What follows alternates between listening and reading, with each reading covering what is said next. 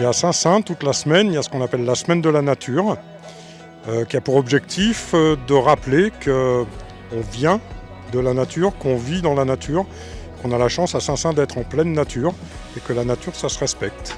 Ce qu'on peut rajouter, c'est que cette semaine est à l'initiative de la commune, mais que l'on s'appuie sur les associations, puisque la fête du jardin est menée par l'association Jeunesse et Famille, qu'il y a le cinéma qui participe, et nous avons, alors c'est pas une association, mais des personnes, des citoyens qui se sont engagés sur des actions compost sur la commune, et c'est vraiment une animation participative, et ce qu'on invite tous les citoyens à s'approprier tous ces gestes que l'on peut montrer durant toute la semaine. On a une trentaine d'exposants, donc il y a des professionnels, des maraîchers, des pépiniéristes, et il y a donc le département troc, espace troc, où les gens apportent et donnent et échangent et repartent avec d'autres plans.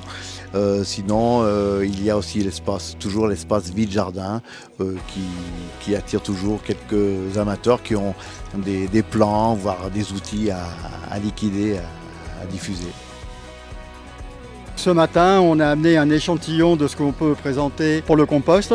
Là, vous voyez, c'est un bio-seau, c'est là où on met tous les déchets. On explique également comment il faut les mettre, parce que si on met une peau de melon comme ça ne va pas trop se décomposer, donc il faut mieux le couper. Au bout d'un certain temps, entre 4 et 5 mois, ça devient comme ça, vous voyez, là. On le tamise une première fois. La deuxième étape, c'est ça. Ça peut se mettre directement dans les jardins quand on bêche.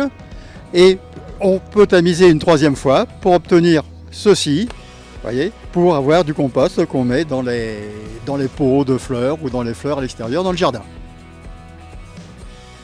Alors ici, on fait un atelier cuisine anti-gaspi, zéro déchet, pour essayer de cuisiner justement les restes, les fans de radis pour le coup ici.